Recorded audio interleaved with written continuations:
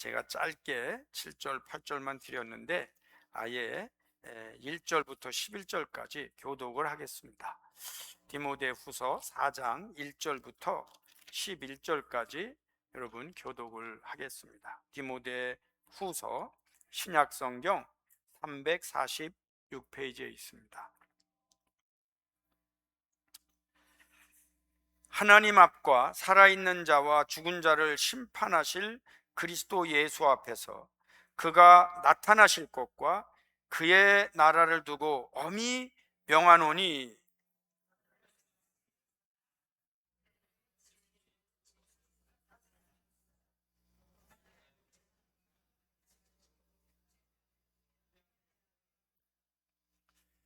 때가 이르리니 사람이 바른 교훈을 받지 아니하며 귀가 가려워서 자기의 사욕을 따를 스승을 많이 두고,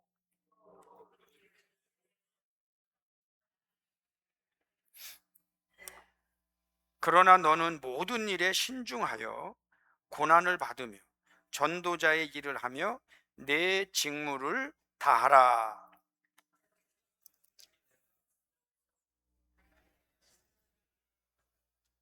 나는 선한 싸움을 싸우고 나의 달려갈 길을 마치고 믿음을 지켰으니,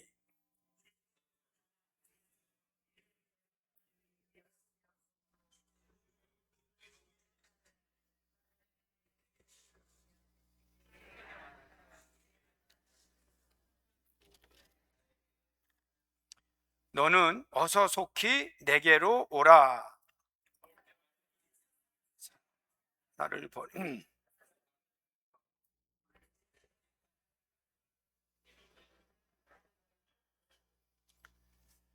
제가 읽다가 보니까 생각났는데 이번에 그 밴쿠버에 갔는데 한 분이 저희 설교를 듣는데 목사님이 교독을 하는데 성도들이 읽을 때는 하나도 안 들린다고 나보고 읽으라고 그러더라고. 근데 그게 일리가 있어요. 근데 내가 지금 또 잊어버리고 또 했어. 그래서 11절을 대표적으로 같이 해야 돼. 앞으로는 저도 읽어서 이 성도가 듣기만 할 때도 말씀이 끊어지지 않길 바란데, 그는 밖에서나 들을 수 있는 얘기인데 make sense. 그래서 제가 기억하고 왔어요. 11절입니다. 누가만 나와 함께 있느니라. 내가 올 때에 마가를 데리고 오라. 그가 나의 일에 유익하니라. 아멘. 저희가 이번 주 이제 예배 드리고 다음 주에 파송 예배를 드립니다.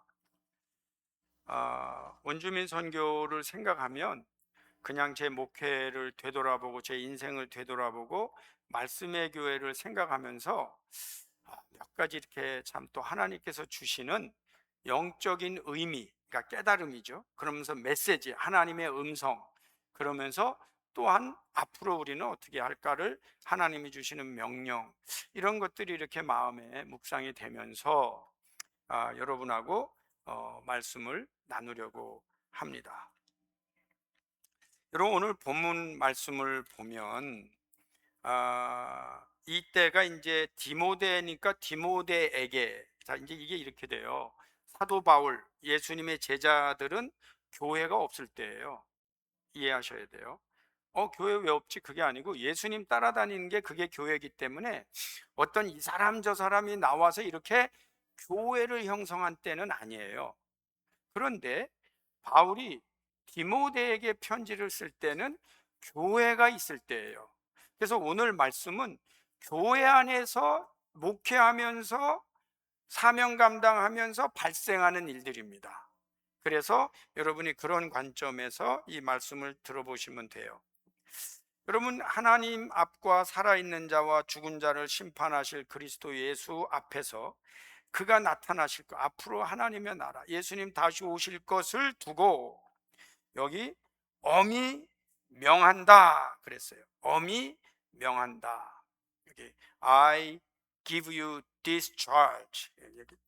너는 이거 반드시 해야 돼. 엄히 명한다 그랬어요. 이게 어떤 어투인가요, 여러분? 바울이 디모데에게 하는 거예요. 제가 우리 김현선 목사한테 하는 거예요. 이때는 목회자가 물론 이제 성도들에게도 명령을 할 수 있지만 성도님들한테는 이 명령보다도 이렇게 하라 저렇게 하라고 말씀에 깨달음을 주고 자발적으로 하는 게 많은데, 훈련할 때, 잘할 때, 배울 때, 그럴 때는 좀 명령을 하는 이 단호한 면이 좀 있어요. 그래서 이 디모데에게 바울이 아주 강한 어조로 말하는 거예요. 그건 왜 그럼 명령하느냐? 여러분, 이렇게 주일날 예배를 인도합니다. 하나님께서 우리를 너는 목사가 되라 이렇게 명령을 하셨어요. 근데 여러분, 목회하려고 주일날 왔는데 성도가 안 왔어요. 그럼 취소해요? 여러분, 행사할 때 다 모이라고 했는데 안 왔어요. 여러분 어떻게 해요? 취소하죠. 그렇지만 또 여러분 어디 가려고 그랬는데 비가 와요. 어떻게 해요? 취소하죠. 뭐 충분한 예산이 안 모여졌어요. 그럼 어떻게 해요? 취소하죠. 근데 이 명령은 감해야 되는 거예요. 그래서 이 목회자들로 부름을 받았는데 한 명도 없다. 그러면은 가족끼리라도 예배를 드리는 것이, 명령을 받았으니까 가라, 올라가라. 그러면은 너무 힘든데요. 1000으로 올라가라. 저는 500까지 가는데 그게 불가능해요. 그냥 가라 하고 이게 명령하는 것이 있어요. 그런데 어쨌든 이 사명자들은 그런 부분에는 제가 좀 단호해야 된다 하는 거예요. 그런데도 요즘 저를 봐도 좀 약해져요. 점점 약해지고, 후배들에게도 명령하면 요즘 누가 듣나요? 근데 사실은 이 정확하게 명령하고 가르치는 거예요. 그래서 이런 어법은, 이건 네가 해야 돼, 네가 차지하는 거야, 이건 네 거야, 네가 이거 안 하면 안 돼, 이렇게 분명하게 캐러고라이징, 사명을 주고 반드시 하라고 하는 그런 강한 어조를 쓰고 있는 겁니다. 그러면서 이제 어디 가나 말씀을 전해야 된다, 이제 이 말씀을 분명히 해줍니다. 그러면서 왜 그러냐, 그럼 왜 이 명령을 하느냐면 3절에 보니까 때가 이르느니, 이제 여러 가지 교회 시대인데, 사람이 바른 교훈을 받지 아니하며 귀가 가려워서 자기의 사욕을 따를 스승을 많이 두는 거예요. 오늘날도 여러분 목회자가 많죠. 여기도 있고 저기도 있고, 여기 GTA에는 한 300교회가 있다고 그래요. 그런데 목회하는 목사님들, 부목사 안 하는 분들까지 하면은 600명이 넘겠죠. 별의별 사람이 다 있겠죠. 그런데 그 스승들이 많아요. 오늘날 유튜브를 봐도 스승들이 많아요. 그럼 이제 그런 걸 듣고서는 이제 하는데, 이게 참 흥미로운 게 있어요. 사람들은 자기가 듣고 싶은 것만 들어요. 말을 많이 하는 분들은 너는 외치라 이것만 들어요. 잠잠하라는 안 들어. 말을 전혀 안 하는 분은 외치라 그러면 또 안 들어. 잠잠하라, 그러니까 내가 맞구나, 이렇게 자기가 듣고 싶은 것만 들어요. 그런데 여기 보니까 귀가 가려워서 스승을 많이 둬. 그리고 자기의 바른 교훈을 받지 않아요. 바른 교훈을 받지 않아. 그리고 자기의 사욕을 따를, 그랬어요. 이제 다 보면 다 이해하죠. 자기들만의 목적이 있어요. 근데 이제 그 목적이 성취되지 않으면 그 안 따라가. 그러니까 하나님의 복음의 말씀도 이제 자꾸 이렇게 나의 이익과 관계가 있느냐 없느냐 하면서 이렇게 자꾸 보는 거예요. 근데 이제 이런 부분들이, 이렇게 제가 이렇게 여러 군데를 다녀보면 정말 사명을 감당하는 분이 계시고 매사에 그걸 계산하는 사람들이 있어요. 그런데 이 사람도 사는 방법이고 이 사람도 사는 방법이야. 그러나 그런 걸 떠나서 하나님 앞에 충성하고 이런 분들이 더 거룩해 보이고 존경할 만한 부분이 있는 건 맞아요. 매사에 따져서 여긴 이게 좋고 저긴 이게 좋고 여긴 이게 안 좋고 그래요. 이제 우리 이번에 가서 제가 네 분을 만나봤는데, 네 분, 네 분을 만나봤는데 그분들의 의견이 다 달라요. 제가 목사니까 요즘 뭐 하십니까? 근데 아주 교회 뭐 부모님 때부터 지금까지 교회 다니는데 저 요즘 가나안 신자입니다. 가나안. 또 한 분은 요즘 어떻게 믿음 생활 잘 하십니까? 그랬더니 아, 새로운 목사가 마음에 안 들어가고 내가 진짜 힘듭니다. 근데 우리 잘 나가요. 부인 때문에 그냥 가긴 갑니다. 네, 그런 사람도 있어요. 또 한 사람은 이 죽을 뻔한 병이 들었다가 그래도 고침을 받았어요. 근데 또 그분은 그래. 나도 옛날에 저랬는데 내가 죽다 살아나니까 다 하나님이 보내셨다고 믿고 전 교회 잘 나간다. 그래서 제가 이렇게 보고 제가 이렇게 말했어요. 여러분들이 우리 교인이라면 나도 못 맞추겠다. 여러분에게 못 맞추겠다. 여기다 맞추면 여기서 맞춘다고 불수. 웬만하면 주님이 몸된 교회라고 생각하고 그냥 가서 충성 봉사해라. 제가 드릴 수 있는 거는 그 목사님들 내가 알아요. 그분들한테 충고할 수가 있어요. 그러니까 여러분들이 그죠? 크든 작든 교회 가서 봉사해라. 충성 봉사해라. 이것 때문에 저것 때문에 다 하니까 나 또한 못 맞추겠다. 이렇게 표현을. 그분들이 이제 저를 좋아하고 소위 뭐 허목사님 같은 목사님 이런 표현을 하겠지만 못 맞춰요. 그거 못 맞춘다고. 그래서 우리가 야, 다 자기가 듣고 싶은 말 들어. 그런 때다 이 말이에요. 그런 때. 그런데 그 귀를 진리에 돌이켜 허탄한 이야기를 따르는 거예요. 자꾸 허탄한 이야기를 따르는 거예요. 요즘 아마 의사들은 그럴걸. 유튜브에 나오는 정보 조심하세요. 분명히 그럴걸요. 혹시 주식하는 사람들은 유튜브에 떠도는 주식 그 정보 조심하세요. 그럴걸요. 근데 저는 목사로서 각종 유튜브에서 하는 설교들 조심하세요. 무책임하게 할 수 있어요. 내 성도가 아니라면 얼마든지 구름 같은 신선 같은 얘기 할 수 있어요. 예. 그런데 하여튼 뭐 저도 전문가니까 야, 막 나가네. 그런 분들 꽤 되니까 정말 조심하세요. 그리고 여기 뭐라고 표현해? 전 이 말이 좋아요. 5절인데 5절. 5절 중에 여러분 저하고 좀 읽어야 되는데 어떻게 읽어야 되냐면 그러나 요걸 잘 읽어야 돼요. 자, 5절 시작. 그러나 너는 모든 일에 여기 이제 신중하여 여기도 잘 읽어야 돼요. 그 다음에 고난을 받으며 여기도 잘 읽어야 되고 전도자 일을 하면 내 직무를 다하라. 이걸 잘 읽어야 돼요. 그게 왜 그래요? 그러나가 이게 왜 중요하냐면 다른 사람들은 다 그렇게 봐도 그러나 너는 하고 이게 중심 잡는 이야기를 해주는 거예요. 여러분 다 아시잖아요. 정말 세상에 못난 사람이 누구 자꾸 남 비교하는 거예요. 누구는 어떻고 이게 정말 못난 사람이야. 그럼 어떡하란 말이야. 근데 그거보다는 그러나 그렇게 뭐 누가 멋있고 키다 크고 잘나고 돈도 그러나 나는 당신을 사랑하고 나는 이 가정의 가장이고 나는 이 가정의 엄마고 나는 이 교회 집사로서 뭐 이렇게 그러나 나는 하고 이 자기 중심을 잡을 줄 알아야 돼. 그런 남성이 되시기를 축원합니다. 아멘도 안 해.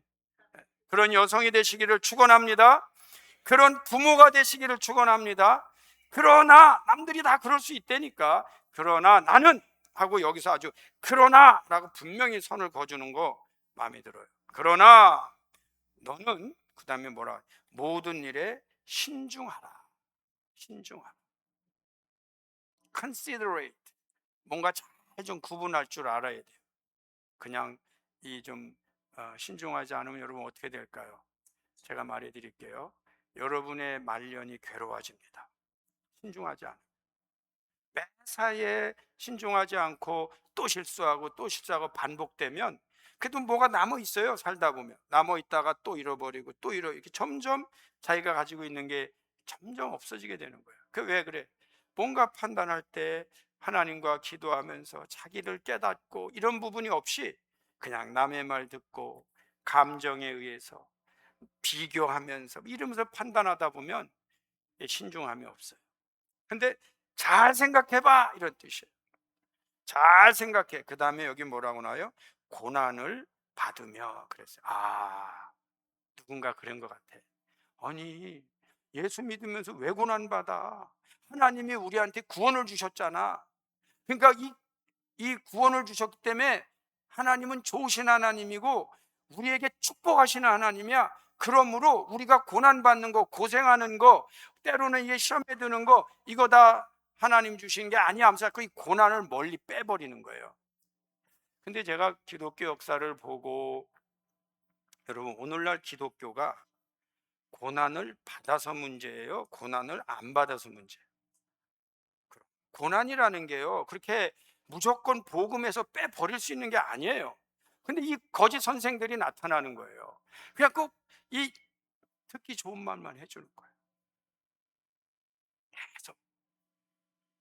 그러니까 이 고난 받을 줄은 모르고 축복받을 것만 기대하면서 앉아 있으면 이게 이 교회가 이게 엉터리가 되는 거예요. 그럼 우리가 하나님 일할 때, 인생 살아갈 때, 내가 하나님의 일을 하다가 하나님께서 나에게 고난을 주셔도 그거를 감사함으로 감당할 수 있게 해달라는 기도를 하는 것이 좋습니다. 그게 건강한 거예요. 고난이 많이 있죠. 그러니까 하나님과 우리 사이뿐이 아니잖아요. 그거 보면 인생 살다 보면 고난이 있잖아요. 그거 피할 수 없어요. 사랑하다 보면은 고난이 있어요. 근데 그거 피할 수 없어요. 근데 그거를 잘 감당하게 해달라고, 특히 고난 속에 있는 하나님의 음성이나 뜻을 깨닫게 해달라고 기도하는 게 훌륭한 신자지. 고난 내 거 아니야, 나나 싫어, 자꾸 도망가는 거는 제가 볼 때 바람직한 그 기독교 복음이 아니에요. 그렇다면 예수님이 십자가에 달리실 이유가 없죠. 분명히 가르쳐요. 너 하나님의 일을 할 때 고난을 받으며 그랬어요. 여러분, 고난을 받으며 사명 감당하라는 게 나쁜 말이 아니에요. 여러분, 믿는 얘기예요. 믿는 얘기. 여러분을 트러스트하는 얘기예요. 여러분, 교회 일하고 하나님 일하고 인생 살아갈 때 고난이 와도 그거를 받으며 감당하며 일을 잘 하시기를 축원합니다. 만약에 여러분이 어린아이라면 제가 이렇게 설교 못 하겠지. 야, 호랑이 나타났다, 빨리 도망가자, 그거 힘들어, 하지마, 이렇게 하겠지. 그러나 여러분이 이제 성장한 사람들이에요. 고난을 받으며. 그러나 너는 신중하고 고난을 받으며 전도자의 일을 하라, 내 직무를 하라, 그렇게 가르쳐요. 이게 너무 귀한 얘기죠. 저는 이번에도 이렇게 이야기 많이 듣는데 제가 느낀 거예요. 선교하면서 뭘 느끼냐면 오히려 교회가 살아나 있는 것 같은 걸 느껴요. 아무것도 안 하면 매주 없는 것보다는 그래도 여러분들이 모여서 회의를 해. 이번 주에는 뭘 먹여야 되냐? 회의하면 그 뭔가 거기 역동적인 게 있는 거예요.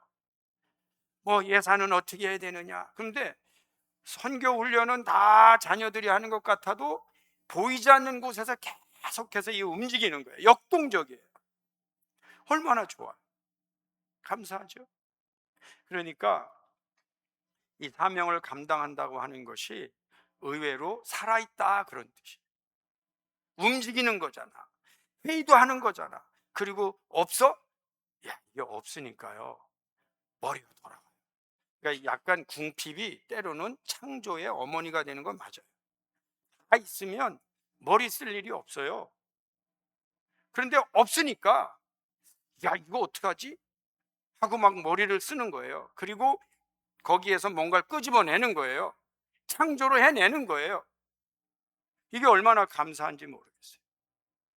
제가 지난번에 한번 이번에 사형지 집회를 하는데 그럭저럭 한 15명이나 줘야 되는데 이 자금도 없고 이거 어떡하나. 그래서 광고를 했더니 또 한 두 분이 제가 할게요 하고 저한테 얘기를 해줬어. 그러니까 또 힘이 돼. 그 광고도 해야 돼요. 머리도 써야 돼. 그래서 제가 이번에 밴쿠버 가서도 진짜 어디가 돈 달라 소리 못하지. 여러분 할 수 있어요? 그래도 조금 했더니 그래도 한 5명 거 구해왔어. 근데 좀 마음은 아파. 내가 이렇게까지 막 돌아다니면서 해도 받는 분들은 이게 왜 나는 안 줘? 이런 스타일이니까 그래도 했어. 근데 막 머리가 돌아가는 거야. 이거 가만히 있을 수 없다. 만나자. 또 얘기해. 근데 어쨌든 돈 달라는 얘기는 아니야. 반갑다는 거지. 근데 들어보면 또 필요하다는 얘기 같은지 또 주더라고. 하여튼 구해오는 거예요. 가만히 있을 수 없어. 그러면서 또 하나님 앞에 이게 뭐 자꾸 하는데, 이게 가만히 보니까 하나님의 일을 하는 게요, 의외로 이게 자기에게 축복이야. 이거를 이제 자꾸 깨달아야 돼. 이따 계속하여 말씀을 드리겠어요.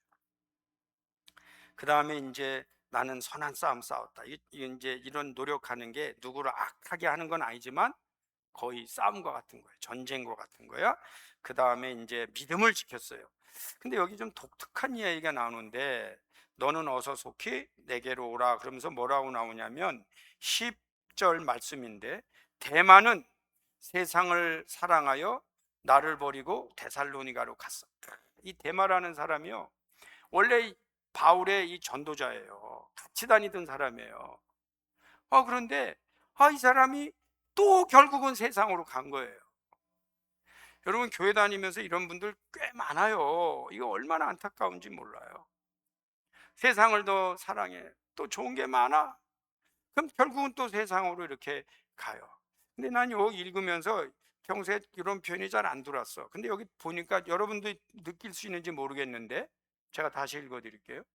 10절인데, 대만은 이 세상을 사랑하여 나를 버리고 데살로니가로 갔고, 그레스게는 갈라디아로, 디도는 달마디아로 갔다, 이렇게 나오는데, 실제로요 복음에 나를 버리고라는 말은 안 넣어도 돼. 빼볼까? 대만은 이 세상을 사랑하여 데살로니가로 갔고, 여기 나를 버리고는 뭐예요? 내 감정을 표현한 거야. 얼마나 가슴이 아프면, 얼마나 사랑하고 얼마나 같이 다니고 믿고 맡겼는데, 사실 나를 버리고는 안 써도 되는 거라니까.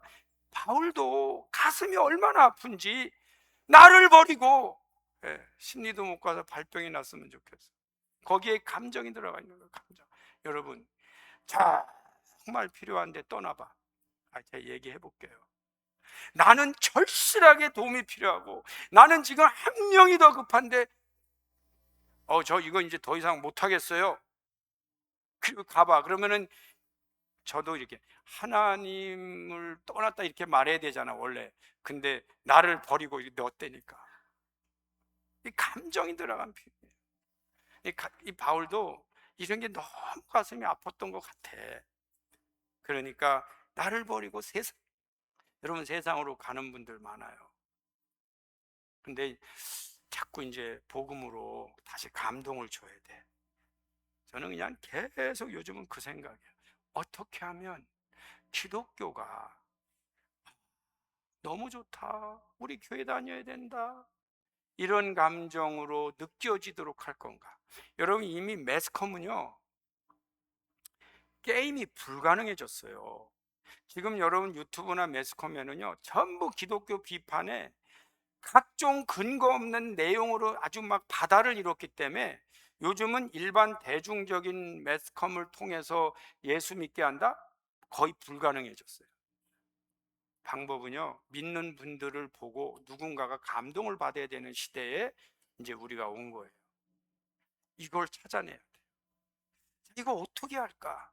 저는 저대로 다시 이제 7월이나 8월에 특강 하나 준비합니다. 그때 여러분 다 나오세요.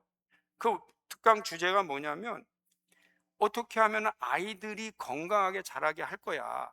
근데 이게요, 제가 볼 때는 두 개가 너무 치명적이기 때문에 이 문제를 기독교에서 자꾸 강의하면서 믿지 않는 사람이 들어보더니 말이 되네, 교회 나가야겠네, 우리 자녀들 교회 보내야겠네, 이런 감정을 주는 게 전도 방법이에요. 요즘은 세상이 얼마나 악한지.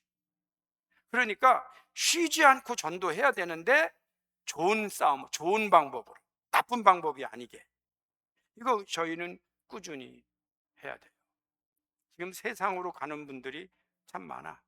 뭐 물론 좋은 것도 많지만 어려운 것도 많아요, 세상에. 그러니까 좋아 보여서들 그렇게 가는 거예요. 근데 그렇게 순탄치만은 않아. 그건 또 이제 인생 부딪히면 하나님 생각하고 돌아올 거예요. 근데 우리는 그 역할을 해줘야 돼. 자, 오늘 말씀을 나누겠습니다. 저희가 와이떡 선교를 23년째, 올해 23주년입니다. 여러분, 제가 이런 표현을 한번 해볼게요. 가끔 성도들이 목회자를 좀 뭐 닮는다 이런 표현도 있어요. 그런데 저는 우리 교인들이 이런 부분은 좀 닮았으면 좋겠어. 미안하지만 뭐 당신이 뭔데 이렇게 우리가 닮을 만한 가치가 없다 그러셔도 좋아.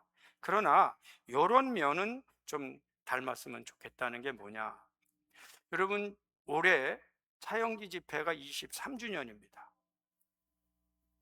올해 말씀의 교회가 23주년입니다. 올해 원주민 선교 23년째 갑니다.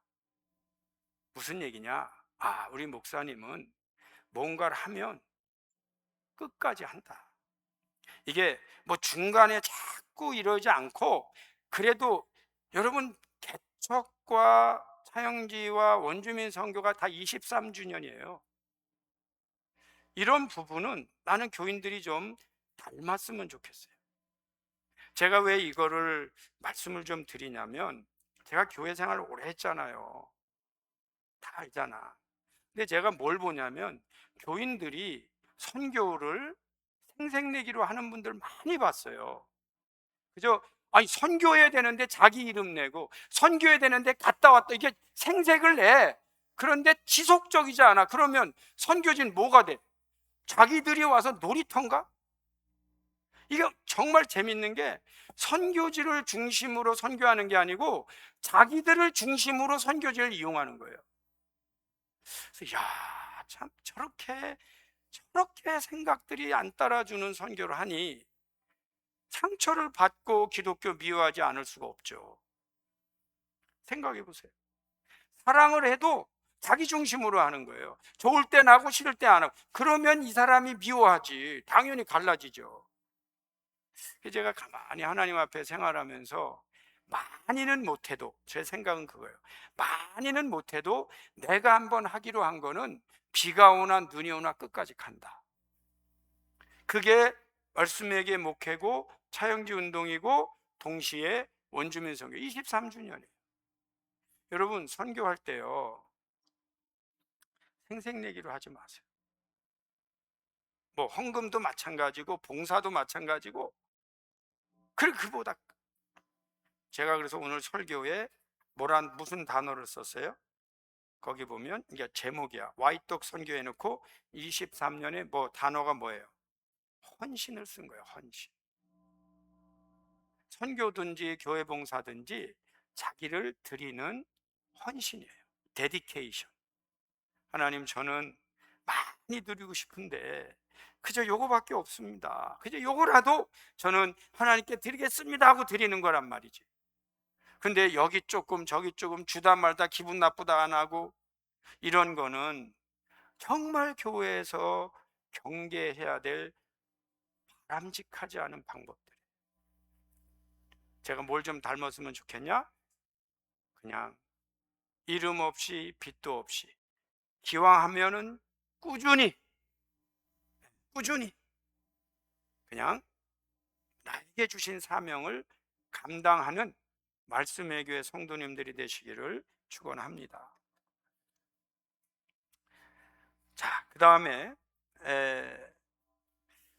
여러분, 우리가 선교할 때 그럼 왜 하느냐? 그럴 때 동기가 있어요. 동기.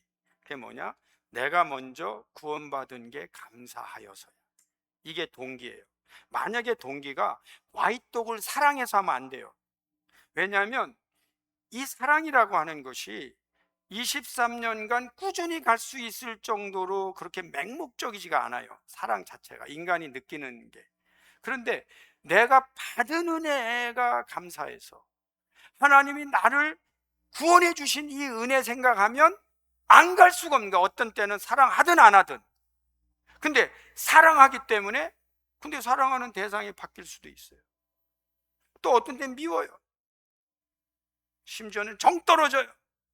그렇지만 하나님 나를 구원하신 걸 생각하면 이거는 감당 안 갈 수 없는, 너무너무 감사해서 예, 가는 거예요. 그런데 제가 늘 반복하지만 저는 원주민 선교를 우리 교인 보고 가라, 혹은 구원받은 은혜가 너무 감사하니까 거기에 집중하라고 말한 적이 없어요. 특이하죠. 제 목회의 주안점이 아니에요.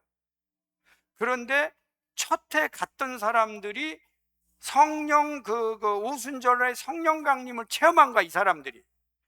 그래서 오히려 나를 부대끼게 만든 사람들. 그래서 저는 이 은혜에는 순종해야 된다. 무슨 내가 그거 내 목회 계획이 없어, 그게 아니고 이 은혜에 순종해야 된다. 그렇지 않고 난 그거 생각해 본 적이 없어, 나는 원주민 선교 관심 없고 난 뭐 러시아 선교나 뭐 북한 선교 이런 쪽으로 갈 수도 있는데, 이 사람들이 은혜 받고 오는데 이걸 뭐야, 하나님이 하신 일이란 말이에요. 내 계획이 없었다고요. 정말이에요. 사실 여러분 캐나다 올 때 원주민 알고 오세요? 사회보장제도 좋고 공기 좋고 뭐 이러고 오잖아요. 근데 아이들이 가서 얼마나 은혜를 받고 오고 그 다음부터는 다 증거야.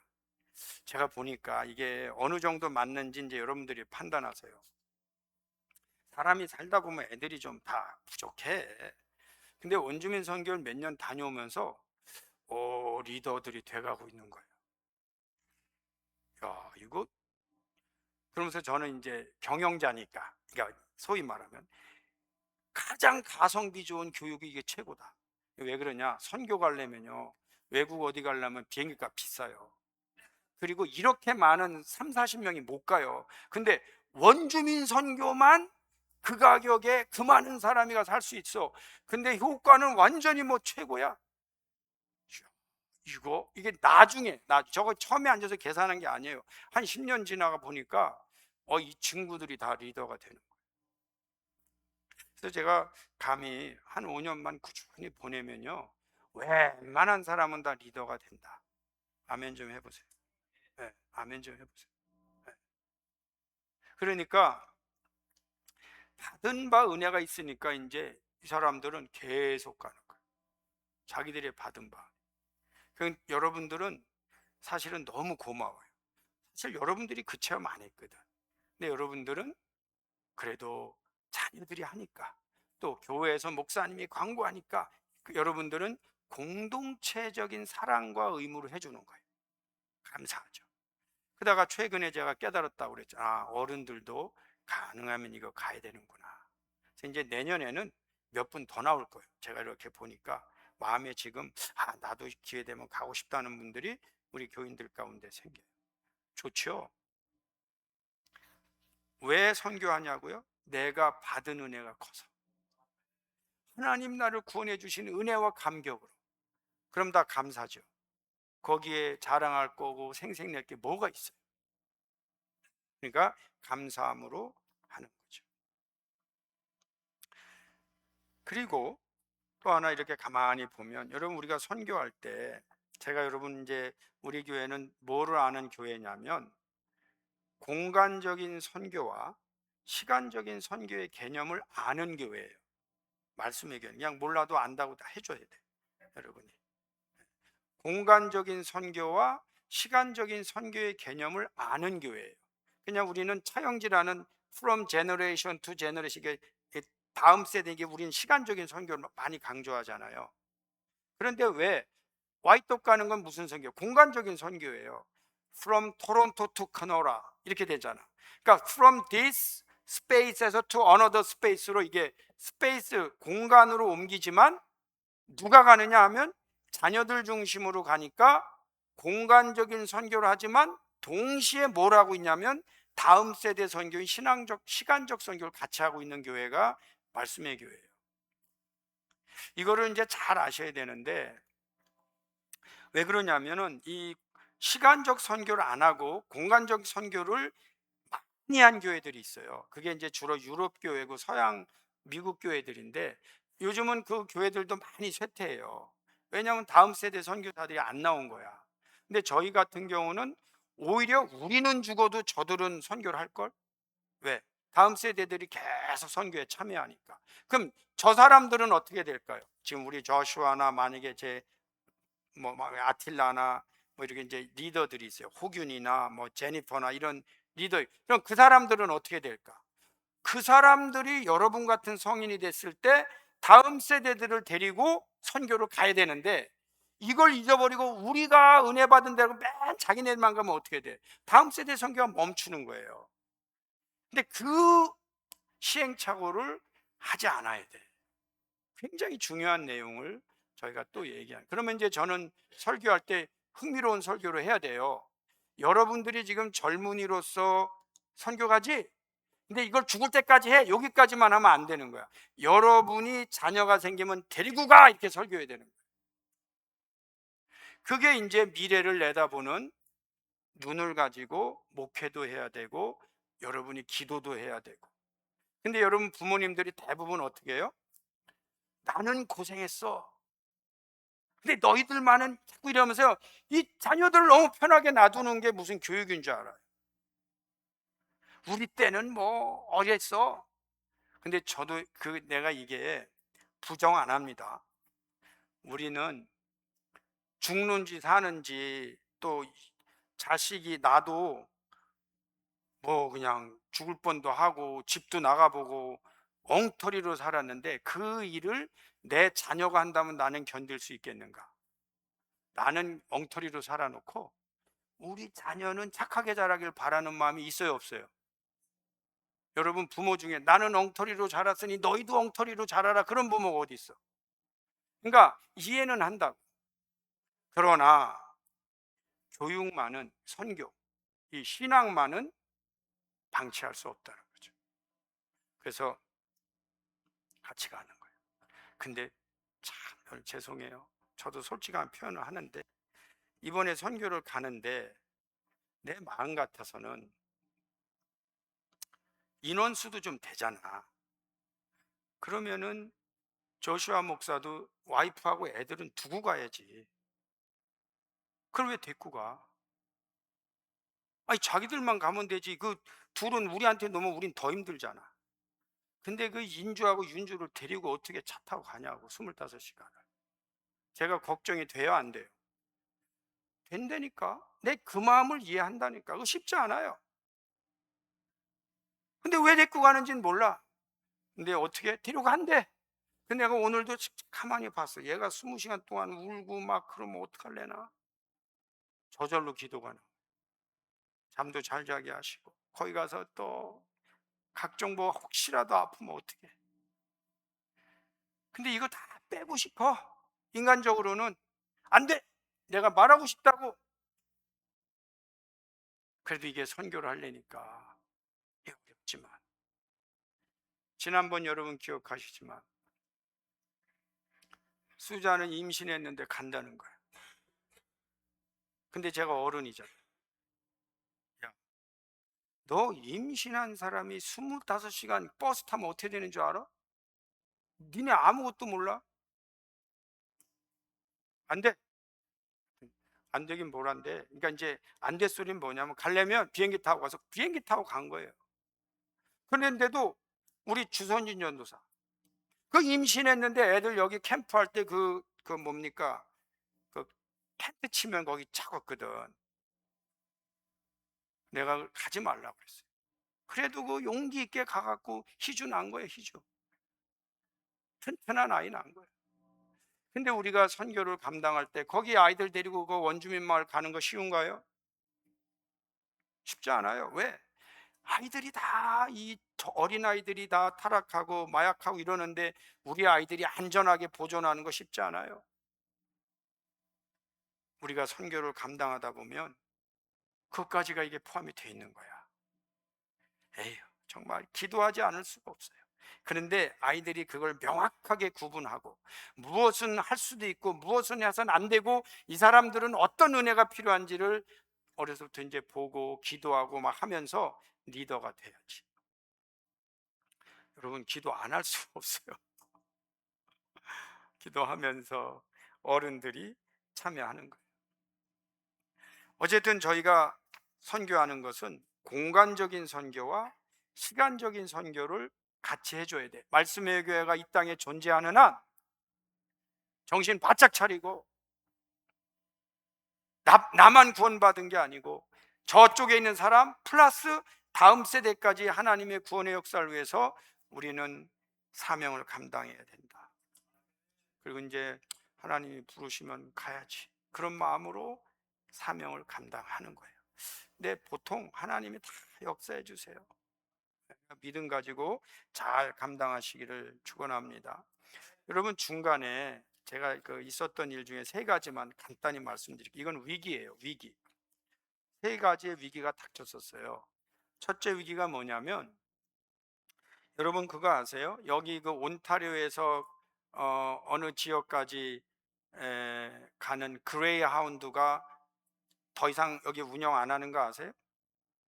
이거 대책 없어 사실. 거기 사는 사람들이 이제 비행기 타거나 자기 차로 다녀야 돼. 근데 저희들은 초기에 갈 때는요, 저 유니온 거기 가서 기다려서 인원수 잘 맞춰서 단체 권에다가 뭐 이렇게 해서 하여튼 그것 전체를 예매하는 거, 그러니까 그 전에 몇 명 확인하는 거, 이런 게 아주 굉장히 심각했어요. 그래서 제가 그때마다 이렇게 갔어요. 근데 언젠가 하루 착오가 난 적이 있어요. 이게요, 비행기도 그렇지만 가는 날 오는 날 맞추는 게 이게 또 만만치 않아요. 근데 어쨌든 그게 큰 일이었어요. 이제 거기 가면 또 어떻게 되느냐, 이게 그레이하운드가 우리가 60명 55명만 넘으면 우리 거를 하나를 떼어주는데 그게 안 돼. 그러니까 30에서 35명 되니까 일반인을 태워. 그러니 그 스페이스 안에 우리 짐을 다 채워야 되는데 그게 한계가 있거든.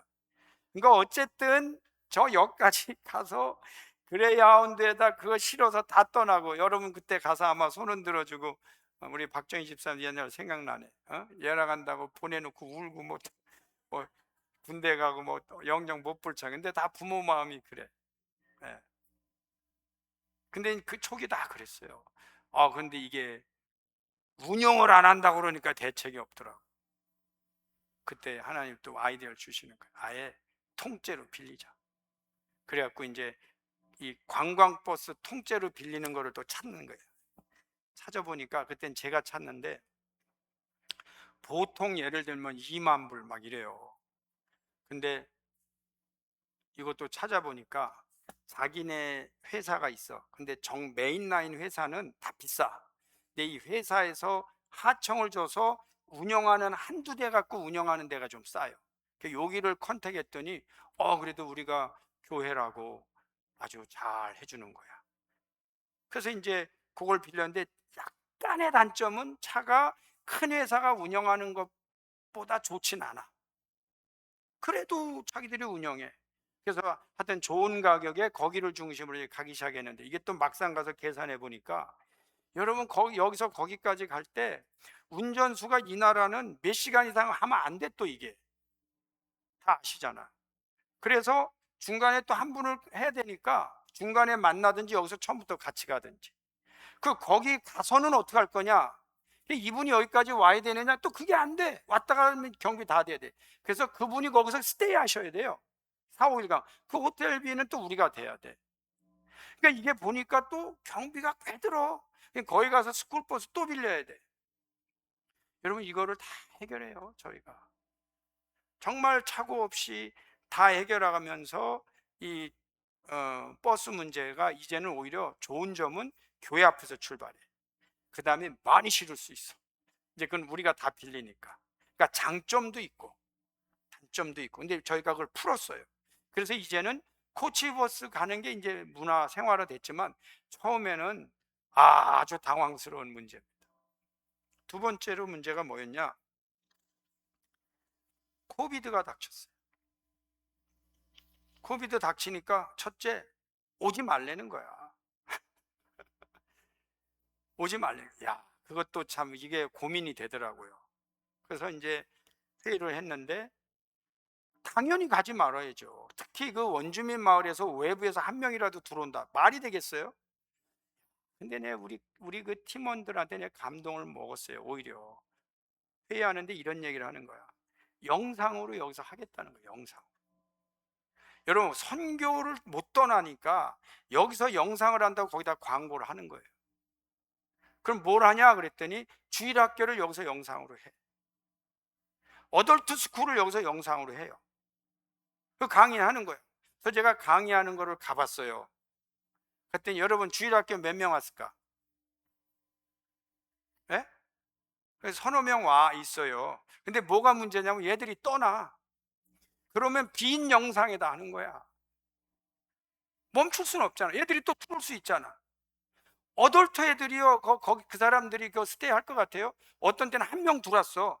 그러니까 걔도 멋쩍어 있어. 근데 얘가 뭐가 문제냐면 또 나가. 그럼 나갔다고 멈춰야 되느냐? 아니야. 언제 올지 모르는 거야.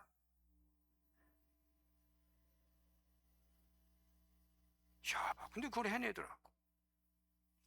우리 같아도 때려쳐. 예. 우리는 원망하지. 얘들은 안 돼.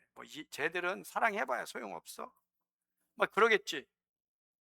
근데 그걸 해냈어요. 그래서 중요한 게 뭐냐? 23주년 한 번도 멈추지 않고 있다 이거야. 나는 이 모든 위기가 다 오죠. 어디에나 위기가 있어요. 그러니까 우리가 위기가 닥치면 너무 힘들어, 그만해, 하지 마, 그럴 수 있어요. 그런데 그럴 것까지 하는 거예요. 제가 언젠가도 이제 얘기를 해드렸는데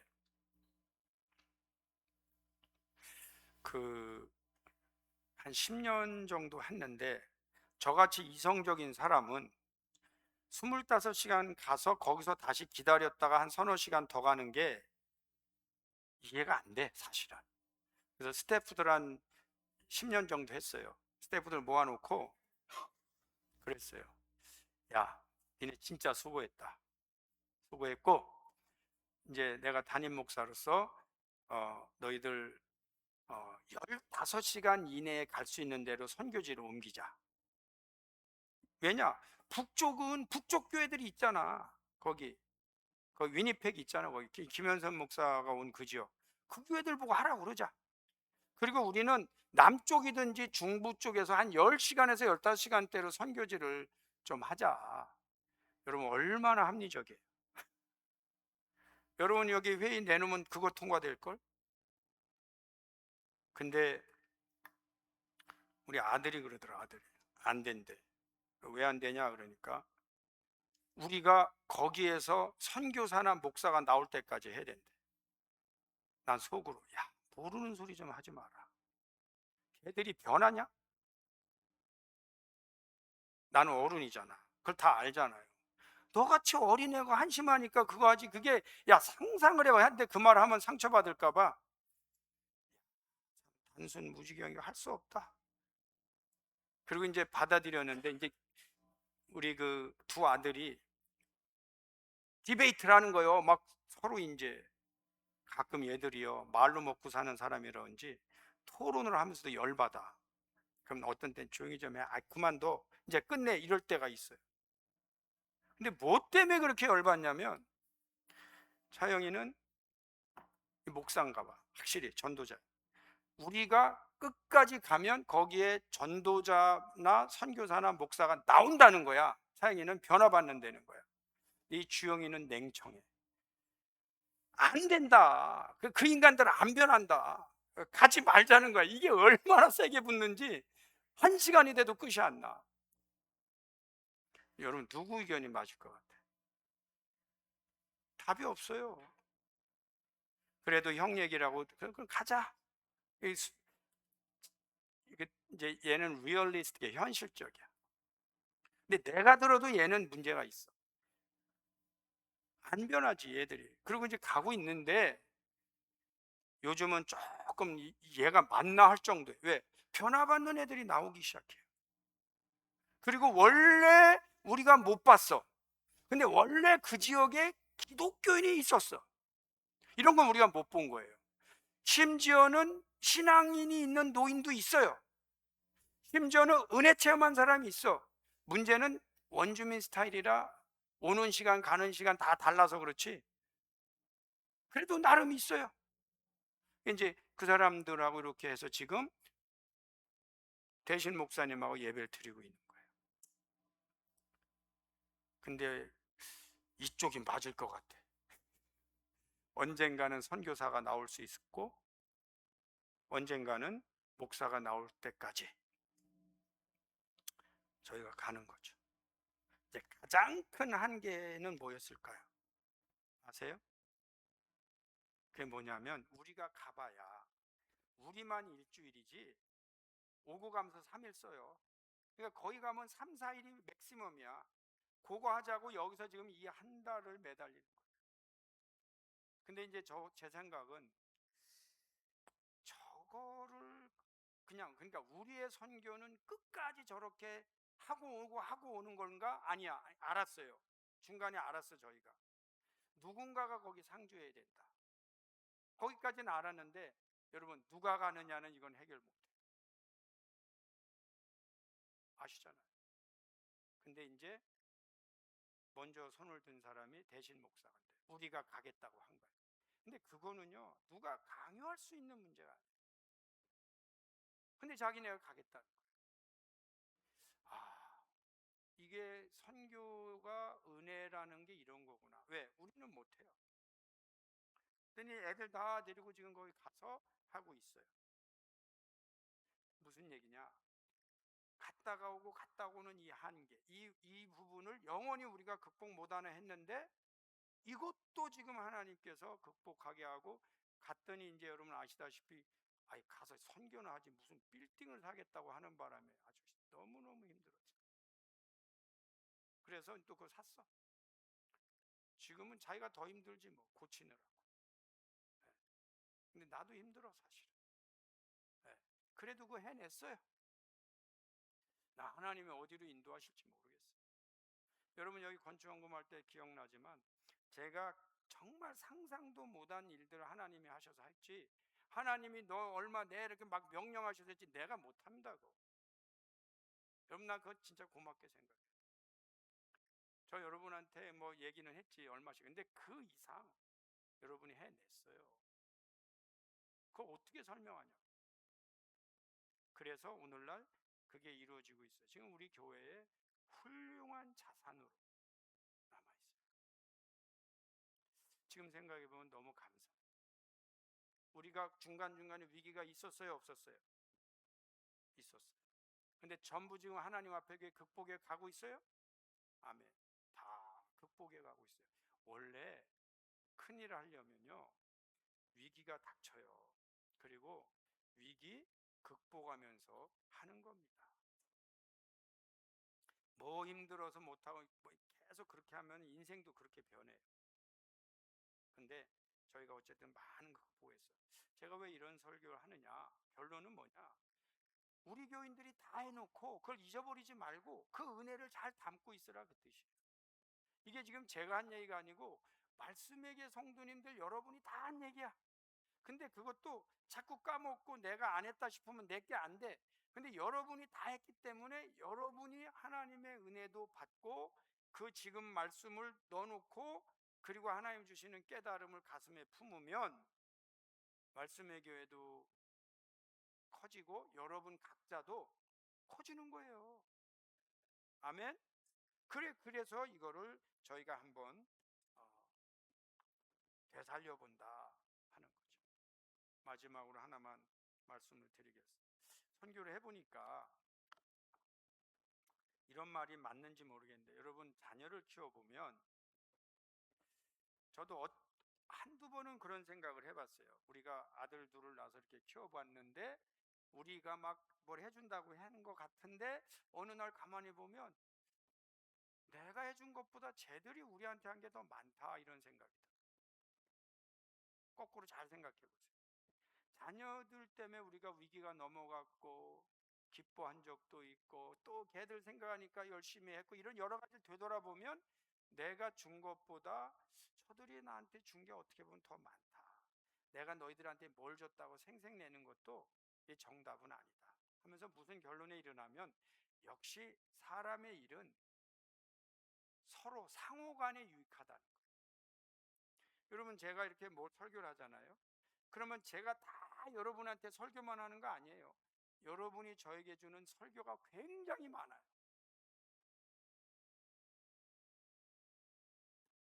저를 통해서 하나님의 은혜의 말씀이 선포되지만 여러분을 통해서 하나님의 은혜의 말씀이 선포되는 게 많아요. 이게요, 혼자 누구는 주는 자고 누구는 그게 아니야. 이 뮤추얼한 거예요. 상호. 그런데 이 원주민 선교도 그런 것 같아요. 가만히 생각해 보면 우리가 와이뚝에 가서 뭘 줬나? 아니면 저들이 우리에게 한 일이 더 많은가? 이 생각을 하게 되는 거예요. 우리 아이들이 더 은혜를 받고 오는 거 아니야 이거? 야, 그럼 이거 잘못 생각하면 안 되겠다. 우리는 주는 자고 너희는 받는 자고, 그래서 이게 고자세가 되면 안 되겠다. 오히려 우리가 여러분을 통하여 받은 은혜가 많습니다 를 고백할 수 있어야 되겠다. 여러분, 선교라는 게, 자, 이거를 어떻게 지금 적용할 수 있냐면, 실제로 선교를 하는 분들이 받는 축복이 많다 이거. 아멘. 선교를 하는 분들은 내 주머니에서 선교비가 나갔어, 그러니까 얼마 나갔다, 그게 아니고 그 이상 많은 거를 받는 게 선교야. 그거를 이게 가만히 23주년을 맞이해서 다시 한번 되돌아보면, 저희는 와이똑과 함께 성장한 교회. 우리가 와이똑한테 일방적으로 준 게 아니고 와이똑도 우리에게 많은 은혜를 줬어요. 그들은 우리의 brother and sister예요. 감사하죠. 그러니까 정이 드는